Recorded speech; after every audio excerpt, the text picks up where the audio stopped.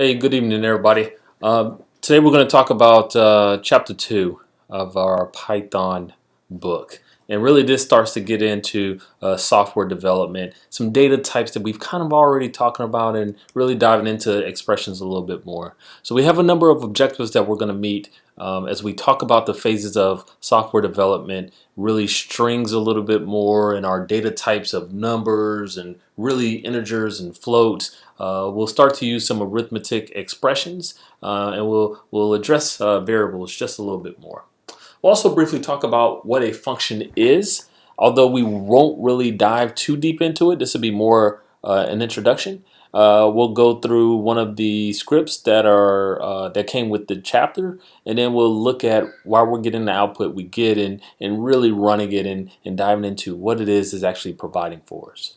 Okay, so let's get into it. So theoretically, whenever we're developing software, we would utilize a number of models. And a common model when we look at software development is the waterfall model. And when we look at this model, we roughly have 6 phases that are a part of it. We have the customer's request. This is the point where the customer simply addresses what it is they want from you and the services that you would provide to them, and really the outlook of what their code or program would look like. There's the analysis step, and this is the point where you're talking amongst your team and you're really analyzing in the sense what the customer really wants. After you pass that, you're then in the design phase where you're starting to really kind of draw this out and really start the pre-stages, if you will, of the coding. We have the implementation stage, and that's really the bulk of where our coding is going to take place. And once we get done with the project, we'll look to integrate it into the customer's network. Maybe we'll look to integrate our program with the existing programs in their network, or if nothing else, we'll look to get the customer going with utilizing it. And then last but not least, we have the maintenance phase, and realistically speaking, this is the most time-consuming phase because we are constantly going back and addressing bugs that we maybe didn't encounter, things that we couldn't test for because we didn't have the customer's full mock-up, or just the run-of-the-mill things. At any rate, all of these phases are really nested in within each other, and every time we hit one of those phases, we ultimately go back up and readdress the other phases that we have passed. And as we look at that a little bit more with the diagram on the pages to follow, that starts to highlight the waterfall itself. But nobody is developing, in theory, code just overnight. Traditionally, software development is an incremental process, meaning that we're gradually going to develop and gradually going to get to where the customer desires us to be, and ultimately meeting their needs. Now, we may look to provide them a prototype. There's nothing wrong with that. This is actually good. You don't want to go so far down a path only to realize it's way off from what the customer needed. So it's very common for us to provide a prototype of what we're actually producing. Now, as I said before, when we look at the waterfall model, for every phase as we go down to the next, we ultimately are coming back up to previous phases because we want to ensure that what we're doing is actually nesting and working well with where we came from. Now, as we get down to the bottom and we look at the maintenance phase, we're consistently going back up as well. Now, as I said, the maintenance phase is the most time consuming if we look at the breakdown of where our time is spent. Now, we see this here because guess what? From a maintenance perspective, again, we start to have things that are brought up that we may have overlooked, may have had no way to really address or be able to tell was a thing, and then the customer may look to want to do more things with it. So not only are we developing our code, we're maintaining it for some time to ensure that it really meets the customer's needs and what they're looking to get from us. All right, and I guess really it goes without saying that programs rarely work the first time, right, as we had hoped. We have a number of test cases that we would run against our code, but there's always the one-off run-of-the-mill. All right, so being able to go back and perform maintenance on our code to address the things we didn't account for is really key for us. And again, we highlight that maintenance is a decent, if not a bulk, of our time spent maintaining our code.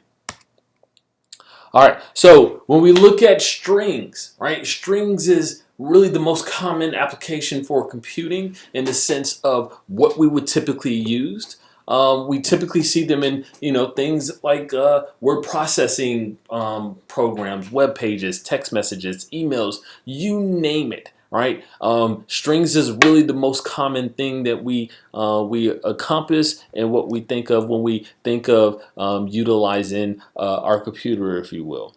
But with that, there's other data types. Right, and these data types not only consist of values, but there's operations that can be performed to those values. Right, so when we look at the data type of string, we had briefly looked at how we can turn all the characters of a string to uppercase or lowercase, and really that's called a method, but it is an operation in which we can perform on those strings. Now, we may have mentioned literals before, and literals are nothing more than what it looks like to you, the programmer, right? So we typically utilize that as a blanket word to really describe strings, if you will, but at the core, it's nothing more than what the value looks like to us, the programmer. All right, and two other data types that we largely have been talking about and will continue to talk about are ints and floats. Both of those represent numeric data. Right? When we think of floats, we could call those real numbers, if you will. A good way to identify a float is noticing the decimal point in there. If it's got a decimal point in there, from a visual perspective, you may call it a float. And then our ints, while they're numbers as well, they don't contain an actual decimal, right? But both an int and float are used to represent numbers. Again, we've been talking about strings. We've talked about floats and ints a little bit, but when we look at it from a visual perspective, we see the first example for integers are regular typical numbers, right? That includes our negative numbers, that includes 0 or any positive number. And then when we look at floats, otherwise known as real numbers, the big difference here is that those have decimals in it. It doesn't matter if it's a negative number or a positive number. Our character strings always will have a single or double quote around it. Now, the fourth example there is 66. Notice how it has the double quotes around it. So from a visual perspective, I'm like, that is a string. If I was looking at that as the output of a computer program, I would not necessarily know unless I seen that those double quotes around it. If there were no double quotes, we would then call it an integer, a straight up integer. And we can utilize the type function to actually be able to tell what data type we're working with. So diving into strings a little bit more. Again, they could be single quotes or double quotes. Just whatever you use at the beginning, you need to use the matching one at the end. It doesn't have to contain an actual character in between it. If we don't have a character between our quotes, that is essentially an empty string, and that is okay within Python. Now, notice, again, we can utilize the single or double. The big thing is when we're utilizing the single or double, just straight out in our example, I'm using a single quote in this string. Notice how that actually worked because our double quote started and our double quote ended. So then that allowed us to use a single quote in between them. If we attempted to try to use a single quote at the beginning and a single quote at the end, and then have that single quote in I'm, Python would have a big problem. We could escape that character, and we'll look at doing that shortly. Now, we can also utilize that same criteria when we utilize our print statement. And as said before, when working with Python, we want to get used to utilizing the print statement if we wanted to go to standard out and return to the screen. Because when we actually start doing scripts a little bit more, that print statement is going to tell the program that you wanted to return to the screen as opposed to just executing it and not returning it to standard out for us. Now, we also have a couple options where if we wanted to do a multi-line a string, if you will, we could utilize doc strings. And thus far, we've been utilizing doc strings for comments, multi-line comments in our code. So doc strings again are going to be the triple single or triple double. Again, whatever we use up front, we'll use in the end. But in our print statement there, we have this is a very long sentence. This very long sentence extends all the way to the next line. And because we're utilizing those doc strings there, we're allowed to have a sentence that wraps around to the next line and not have an issue with it. Okay. Now we can also do this with the single line quotes as well. If we want to force the code to not have the string all the way on one line or not break it down to both lines using our doc string, we can also utilize the escape character so we can specify a new line. So let's take a second here and let's look at that. So I'll come in here and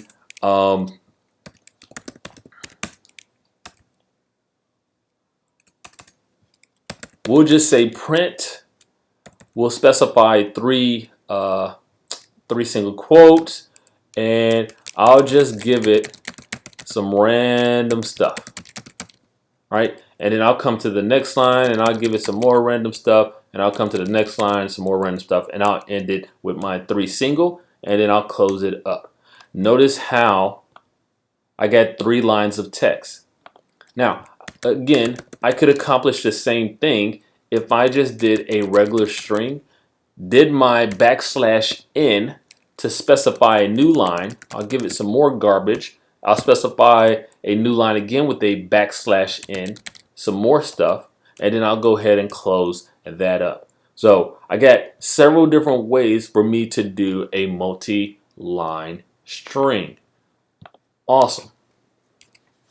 Now, the escape character that I used was this \n. So we see that there. We kind of talked about this in class as well, where we utilize the backspace, the new line, the horizontal tab. And if we wanted to use a actual slash in our string, we would just hit it with a double slash. Now, as we traverse Python a little bit more, we use modules like OS, we're going to need to escape the slash in our path. Now, that may not make a whole lot of sense, but just remember when we get to that point why we're using double slashes, and I'll also bring it up to ensure that we're not missing that point as well. If I wanted to use that single quote within a print statement that is already using single quotes, then I could utilize that escape character. So, again, if I came in here and I said,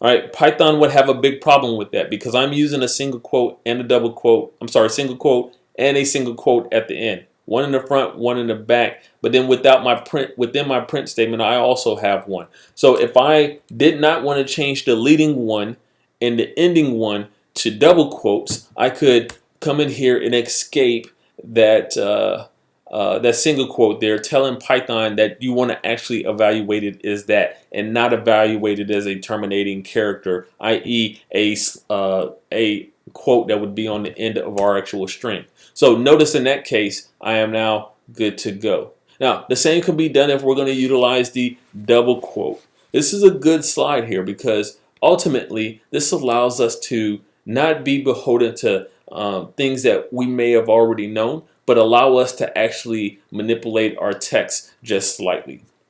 Now, we can also utilize the plus sign for concatenation. The plus sign not only does concatenation, but it also does arithmetic for addition.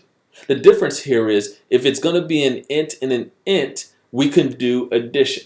If it's going to be a string and a string, it's going to concatenate it together. So we see high, we see there, and we see kin. And when we have the plus sign there, we essentially add all 3 of those strings together to give us one large string. Now, you'll notice that there's no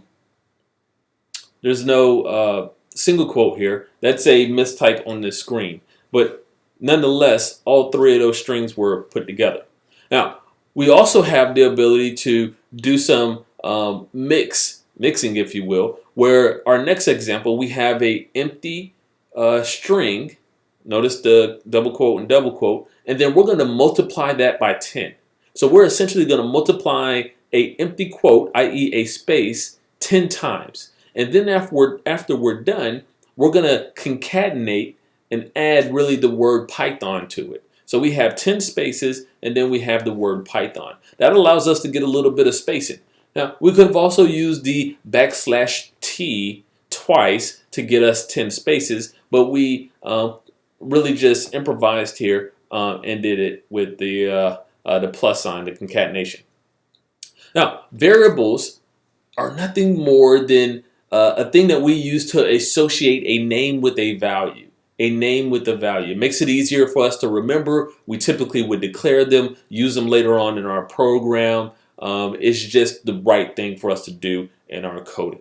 We can pretty much name our variables whatever we want. There are some protected words within Python that we should stick away from, and those are our built-in functions. So we can do a dir on built-ins and we can see those. Now, there's a number of other ones that we should stick away from as well that the system may not stop us from overwriting, but we would not want to use them. So let's look at trying to declare one of the built-ins. So if I came in and let's say I did var equals 1, 2, 3, that worked. And if I want to print var, we see it's good to go. Now, if I want to use if and then store 1, 2, 3 in it, notice it tells me there's a syntax error.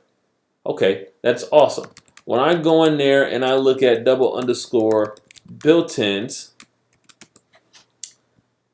somewhere in my list here, I'll see if. All right, and since it's a built-in item, we're not going to be able to use that.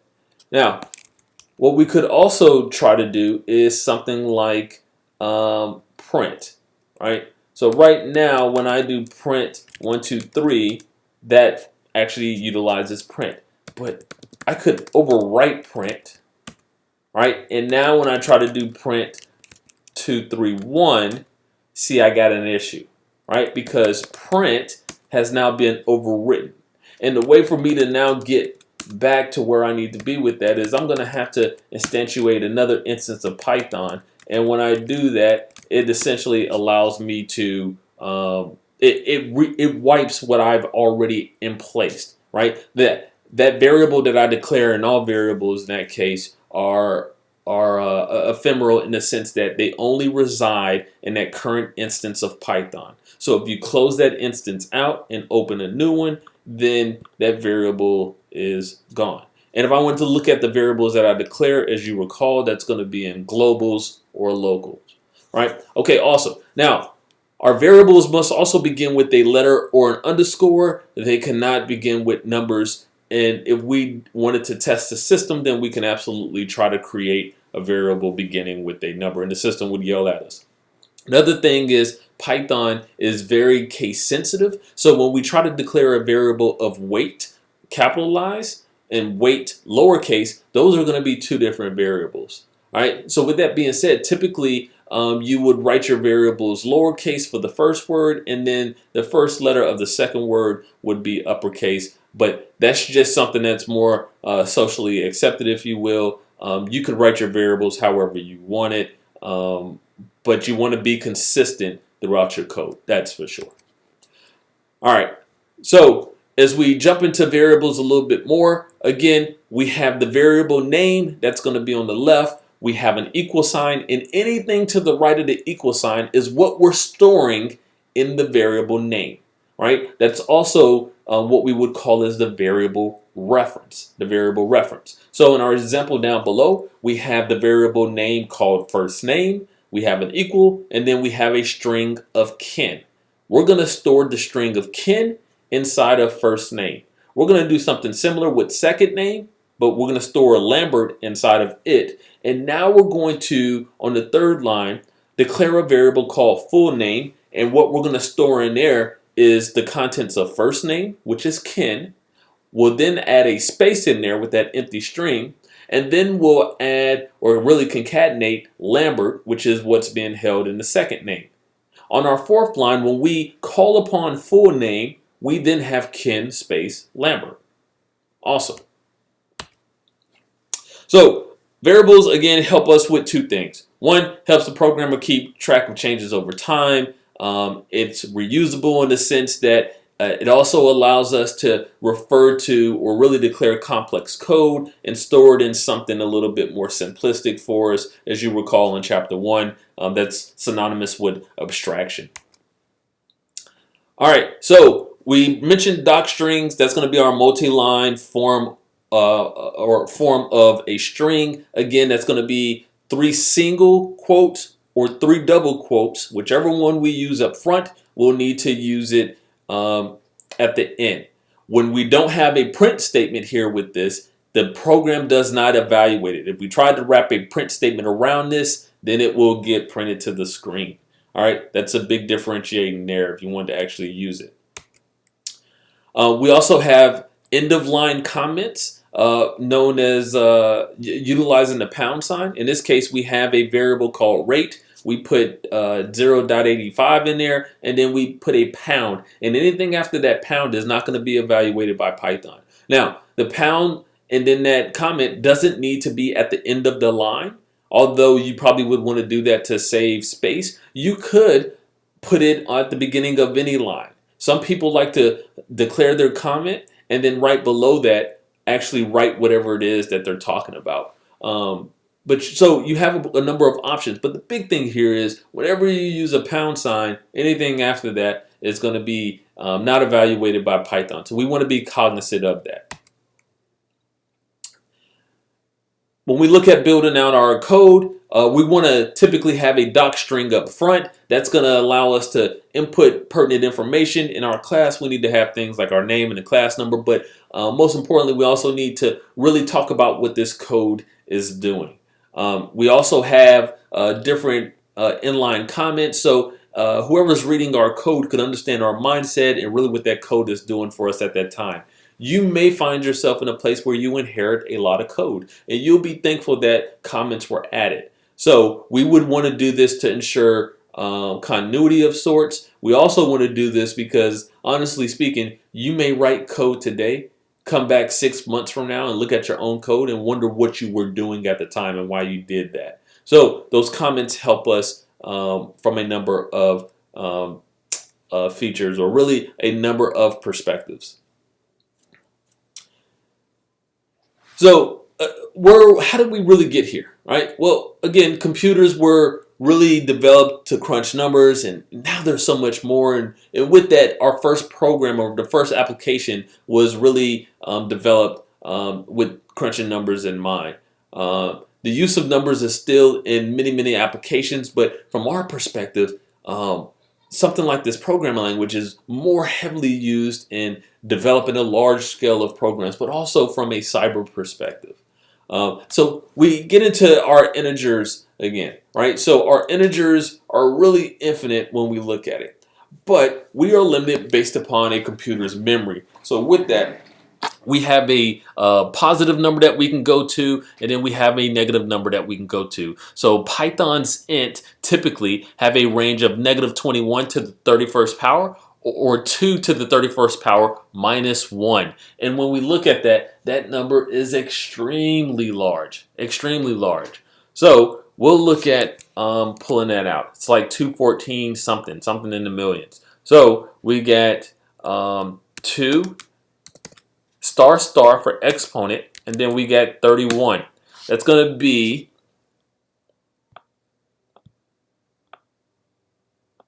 2 billion and a number of numbers after it. All right, and that 8 at the end is really a 7 because we needed to minus 1. Now, the same thing is going to be said when we look at our floats as well. Their perspective is a lot larger, right? But from Python, Python typically looks at about 16 digits for what it declares of precision. So it'll go 16 digits beyond a decimal. All right, that's kind of key for us to know, although we largely would not get to a point where we need this. But when we look at numbers, it's infinite. We are limited based upon the programming language, which is really limited by the actual computer itself. And again, floats typically are known as real numbers. They contain a decimal. So when we look at what those look like for us, we have the decimal representation in the first column, we have the scientific, and then we have what that means when we spell it out a little bit more.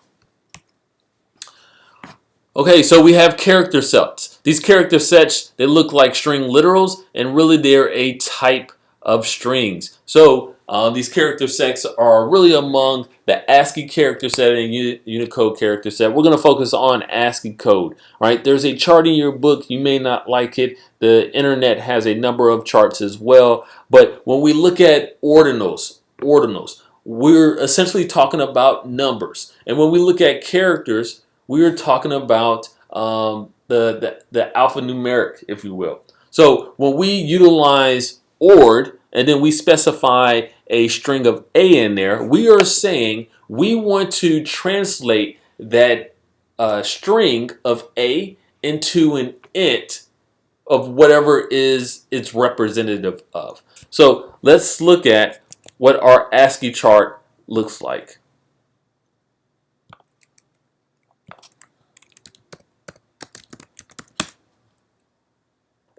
So I went to Google, I typed in ASCII chart, and now when I come in here, I have a decimal of 97 has a character of A. If I wanted to look at a character of N, it would have a decimal of 110. So I can utilize this chart and really dive into doing my translations. So if I have ORD, and again, ORD is going to allow me to translate a character, i.e. a letter, string if you will, into a number. So I'll do N, and I should get 110 back. Now, the same could be said when I utilize char. Char is going to be opposite. So that's going to allow me to translate a number, a decimal, into a actual string if you will. Right? And when we look at that, I have, let's say, I don't know, I'll use 99, and 99 will come back with C. And if I were to look at my ASCII chart would show me that 99 would come back to a character of C. Now, we have a number of them where like 54 also returns what looks to be a number, but that character of 6. We can utilize this as a form of encryption. So we talked about in class with the Caesar cipher where essentially people would take characters and shift them to the right or the left. And whoever they wanted to decipher the message, as long as they gave them the key, i.e. what they did, they could reverse that method. So in this case, I'll have A. I'm going to take that, convert that to 97, and then I can shift that 13 to the right. So now if I was going to reverse that, again, A in this case would be 97. I add 13 to it, and that brings me to 110. If I was going to reverse that, I would do char, and I would come in here and I would feed it 110, and I would go ahead and subtract the 13 from it up front. That'll allow me to get my 97, and when I execute that, it now gives me A. So we can do this on a larger scale and have some form of encryption of sorts. So we kind of been throwing around the term in expressions, and the expressions, when we look at a literal, again, what it looks like to the programmer, that is an evaluation of itself.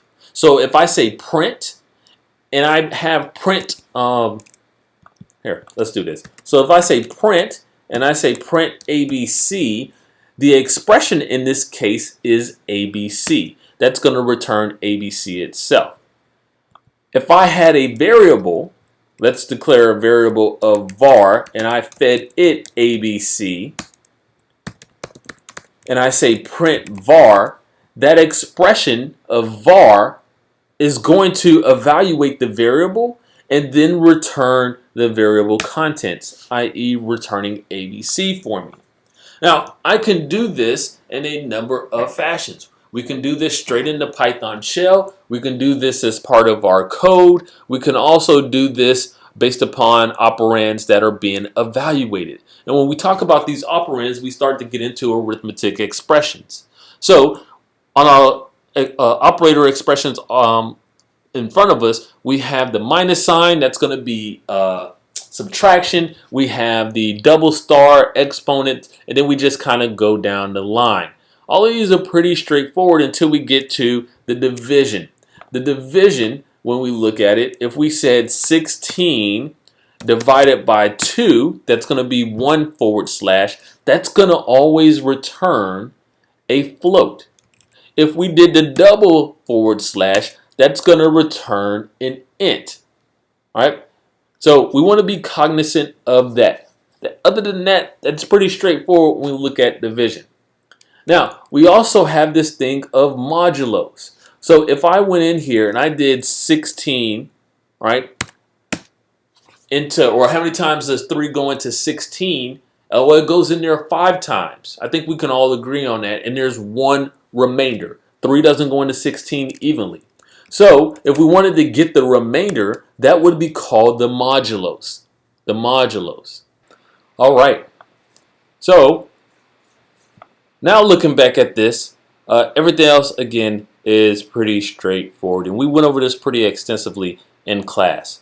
Now, I had also mentioned the president's rules as far as, or precedence rules as far as, please excuse my dear Aunt Sally. All right. So the same thing that we learned growing up is relevant here. And Python will look to utilize that same construct and really path. And if we want something to execute before it normally would, we could wrap it in parentheses. So when we look at a little bit more in our division of sorts and really utilizing a number of these arithmetic actions, we see from a integer perspective at our example, 3 into 4 is going to be 0. If we were looking at it from a float perspective, we'd see we get 0.75 back. So depending on what it is that we want to have as an outcome from what we're doing, we may look to execute that that arithmetic either int to int or int to float, or maybe we want to have the double slash to get after it as well. And if we were going to use multi-line expressions, we can do a backslash. The backslash essentially tells the system, Python, that you're still going to continue with whatever you're doing, that the rest of it's going to follow on the next line. So we see that below with our example. We have 3 plus 4, and we have a multiplication sign, but then we have that backslash. And on the following line, we have 2 to the 5th power. And then we have the outcome of that being 131. So we can do a number of mixed mode arithmetic as you've seen on the previous one. In this case, we have 3.14, a float that we're multiplying with 3, and then we're also getting the exponent of 2 off of it. And then we have that outcome being a float. So if we have a float mixed in there, that's going to be the data type, the stronger data type, and that's what's going to be the outcome. Now, if we need to convert it from one to the next, we walk through pretty extensively how do we do int to string or int to float, and a number of variations on how to get after it. But here's a quick chart to really recap on that. And when we look at the middle column, for example, use, we have a float of 3.77, and we're wrapping it with a int function that's then going to return 3. As you recall, it doesn't matter if that number, for example, is 3.9999. When we're converting it from a float to an int, it will round down. Now, the one beneath it is going to be a string of 33, and that's an easy one. It just turns it into an int of 33. When we try to convert a int to a float, on the one right below that, the only thing we're doing is adding a .0. And then when we convert a number of an int of 99 to a string, you see how pretty simple that is as well. Now, we also have the ability to utilize the round function. So let's look at it in play. Well, we mentioned that when we're using int, the function for int to do a conversion. It doesn't matter if it's 6.99999, it will always round down to that whole number. But the round function will take into account what the two numbers are, or what the number is to the right of the decimal. In this case, it's above 5, so what it will do is it will round up. So again, an int conversion does not care. It will just go down to the nearest whole number. And then round, that function actually takes into consideration what the point value is, i.e. to the right of the decimal. Now, we could have issues when we're trying to do mixed mode arithmetic and type conversions and everything else. So for example, we have a variable that we're declaring as profit. We have 1,000.55. Looking at that, that is a float. But if I wanted to have it represented to the screen in the form of money, i.e. with a dollar sign, I'd have to have a dollar sign of a string, right? And then I'd need to concatenate or add together, if you will, my float. When I try to do that, I get a traceback. Tracebacks are those errors. And what does it tell me? I cannot concatenate a string and a float together. So what I'll need to do is, as we do on our following example, is we'll take the variable float and then we'll convert it to a string. And then that allows us to add a string and a string together. Now, visually looking at it, the people who are running our programs, they don't know what we had to do in the background. All they know is what is presented to them. All right, so Python has the ability to be arranged utilizing functions and modules. These modules allow us to have libraries of code, and functions allow us to have reusable chunks of code, so we're not typing the same thing 40 or 50 times. That is large in scale. These functions, again, reusable chunks of code, they allow us to supply arguments or parameters with it.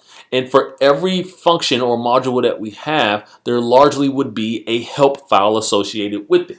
So we can call upon it by doing help and then whatever that item is. Whenever we're doing doc strings, if somebody was to do help on our code, the content inside the doc strings would come back as the help content.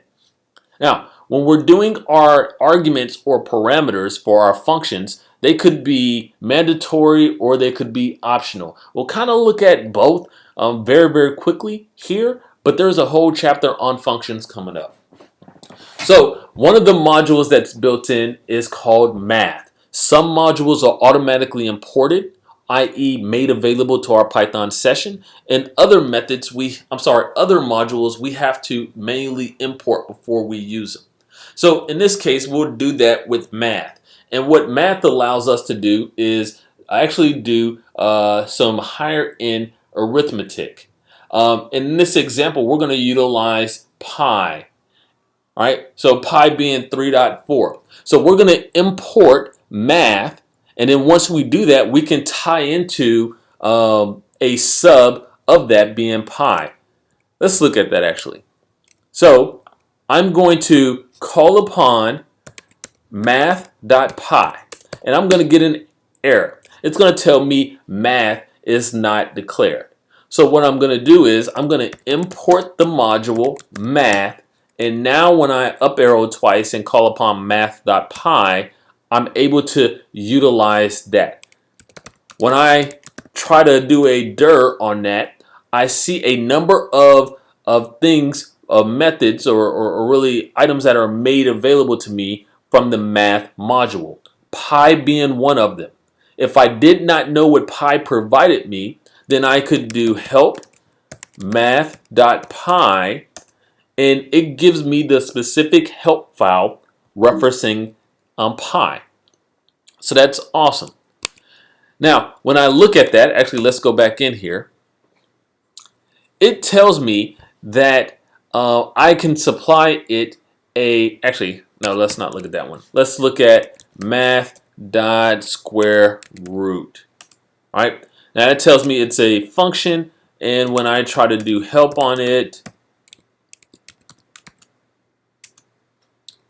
it tells me that I call upon square root, and I need to supply a item that will be utilized as the square root thing that I want to go against. So in this case, I'll call upon it,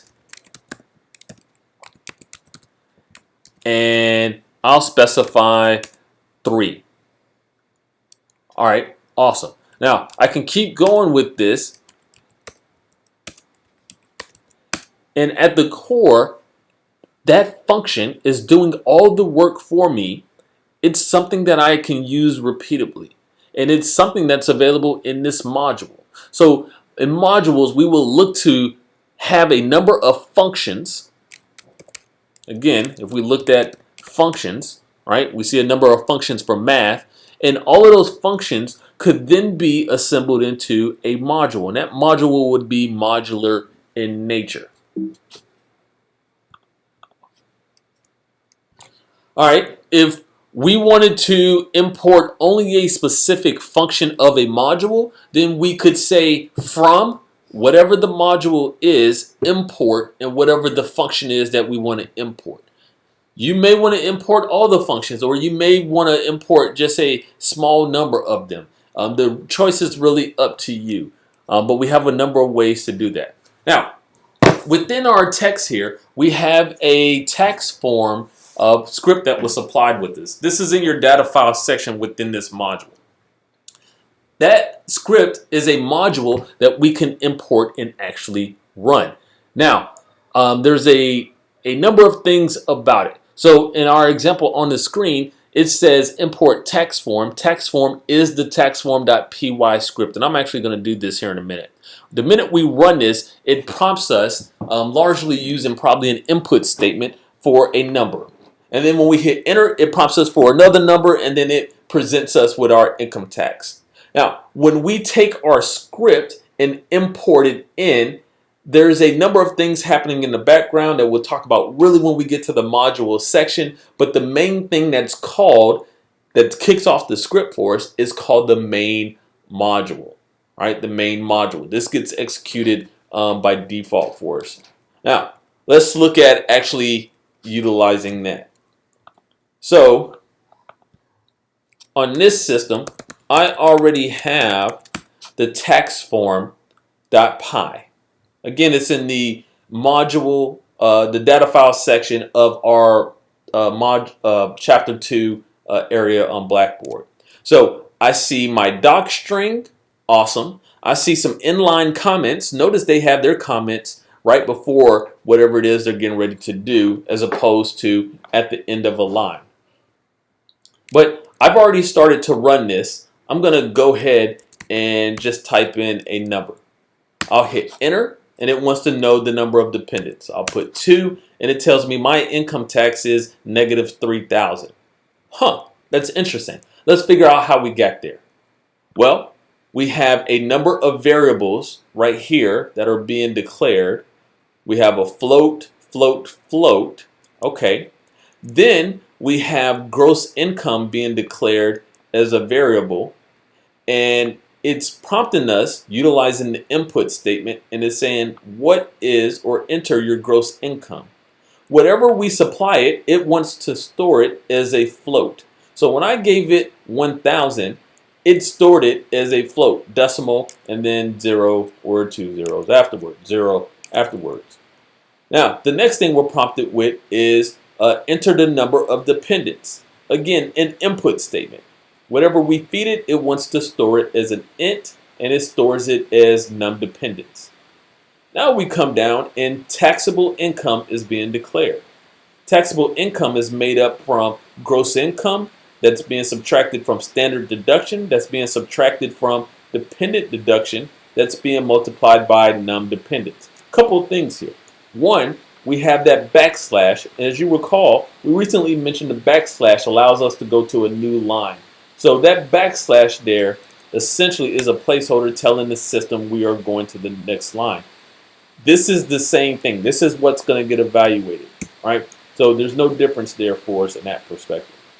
Now, look at our arithmetic. We have a minus sign, and a multiplication.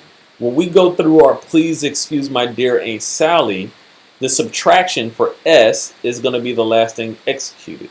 And the multiplication is going to be executed beforehand. So our dependent deduction of 3,000, and we'll go ahead and do some of that math over here, multiplied by num dependence, and for num dependence, I fed it 2. That's going to give me 6,000. Awesome. Now I can take 6,000 and I could go ahead and go down the line. So gross income minus standard deduction. Standard deduction is going to be 10,000. That gives me negative 9,000. So now I've just calculated this. The outcome of this was 6,000. So we'll go ahead and we'll do negative 9,000 minus 6,000, and that brings us to negative 15,000. Okay, so negative 15,000 is what's being stored in taxable income. The next one is calculating taxable income multiplied by tax rate. So we'll take 15,000, right, and that's going to be a float, and we'll multiply that by tax rate. And my tax rate is going to be 0.20. When we do that, we get our negative 3,000. Now, negative 3,000.0 is going to be a float. So if we try to add that string with our float, we would get an error. So we do a conversion to convert our float to a string that allows it to actually spit out the true value.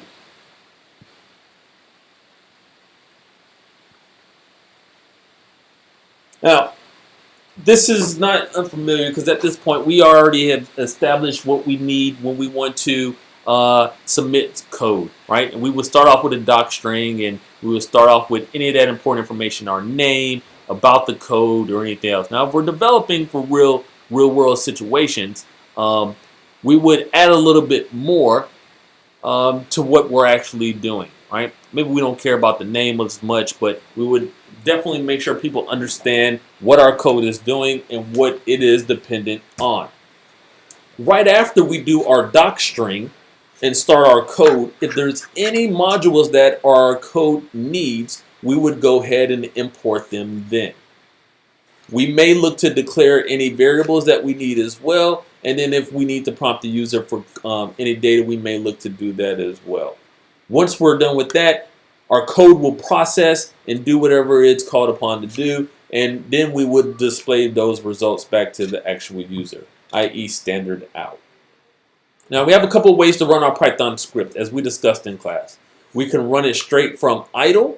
We can run it from the terminal. We can also run it from within Python, the Python interpreter as well. So let's look at doing that. All right. So again, I got a couple ways to run my code. I have the idle interpreter here, and then I've already opened an idle Python shell there. But if I wanted to run this code, I can do run module. I could also just hit F5. Notice this code actually executes for me. Awesome. Now, I could also run it from a traditional command prompt, if you will. I have my program, this taxform.py on my desktop, so I'll change directories there, and then from there, I'll just call upon my code. It executes as I expected it to, and I'm good to go. Now, I could also execute it from within Python. So I'll type Python, and I'll drop into my Python shell. Notice I have the 3 greater thans. And from here, I'm going to import my script. And when I do that, I don't need to specify the .py. I do need to be in the current working directory of where my script is, or be able to specify where it's at. So when I do that, and now I call upon my code, I'll do 3,000 this time. I'll still have 2 dependents. It comes back and it executes for me. So we got 3 different ways to actually execute our code. We have from within our editor itself, in this case it's idle. We have from within the command prompt, and then we can do it from within the Python interpreter itself. This is talking about the same thing that we just highlighted as far as how do we run our code. Now, when we're running scripts from outside of our editor, we want to be cognizant of what our script is doing. I say that because if we don't have something that stops our code, it will execute and it will close out. So we would typically want to put something at the bottom of our code so that way it forces the user to acknowledge it and also allows them to see what's on the screen. We could think of this as pausing the code, allowing the user to really gain control. So let's do that. So I'll come back in here and I'll develop a script that I'll call, let's see, what do we call this? I'll call it chap2.py, and I'll save it on my desktop. Now, I'm going to come in here and I'm going to print hello universe. And I'll come in here, I'll save it, and I'll execute it. Cool. So it ran and then it terminated. It's hard for me to understand that because I'm still in my Python shell. So the screen did not close out. Now let's say if I'm going to run this from a different perspective. Let's say I ran this from within the traditional command prompt. If I came in here and I did the same thing and I called this chap2.py, same thing. All right, that thing just executed and it closed out. I'm still in the Python shell. I'm sorry, I'm still in the command prompt, so it's not necessarily a big deal for me. Now, let's say I tried to do it from a different perspective. Let's say we tried to do something like this. Let's see, where is this at?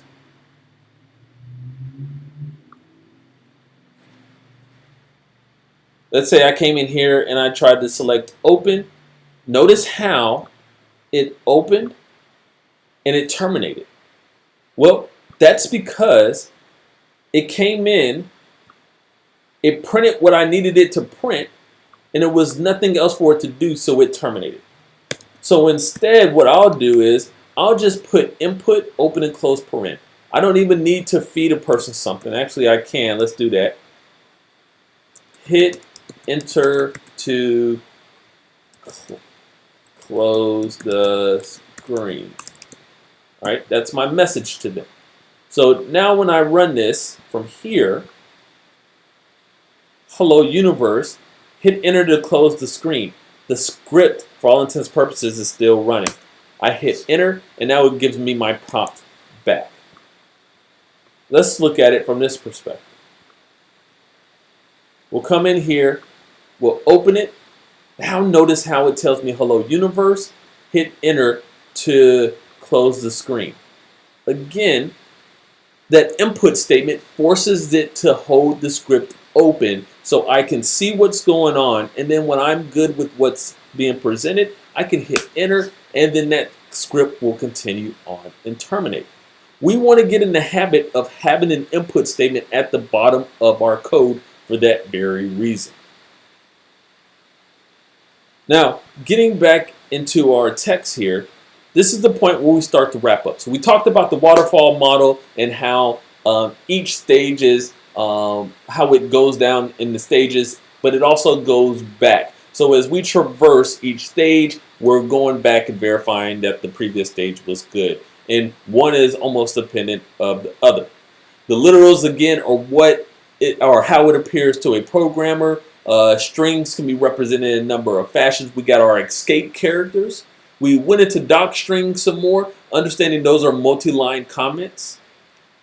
We also talked about data types, ints, floats. We talked about that extensively in class. We talked about the precedence. Again, please excuse my dear Aunt Sally. We did some arithmetic of mixed modes. We did some conversions where we couldn't have the mixed modes in there, i.e. strings and ints being added together. And that's where we started to do our conversion. We also looked at importing our code. so we can run it from straight from within the terminal. We also have this thing called semantic errors. Semantic errors. So I didn't really address that a whole lot, and frankly, I think I didn't address it at all. But when we look at semantic errors, these are detected when logically the code does not have the ability to do it. All right, so we think of this as when something is detected and there's an action or an expression that describes something that cannot be carried out, even though the expression is syntactically correct, right? So when we look at that, we look at something like this. So if I had 33 divided by 0, right, the program is not going to be able to carry that out, although I am doing the right thing, right? Because a number with divided sign and another number is syntactically correct. It's just that there's a semantic error, i.e. the system cannot carry it out for me. All right. We also have logic errors, and these logic errors produce just incorrect errors for us. So if I'm trying to get the sum of 4 plus 4 and I do 4 plus 5, then obviously that I have an issue there, right? And it's not a thing of semantics or syntactically is it correct. It's just a logic error in how I did my calculation, and that's going to give me incorrect results. All right, so that wraps it up for chapter 2. Hopefully it's been worth your time. I look forward to getting back with you all and diving a little bit deeper in Python. As always, if you have questions or issues, don't feel like you have to go at it on your own. Reach out and let's get together and attack this. All right, take care.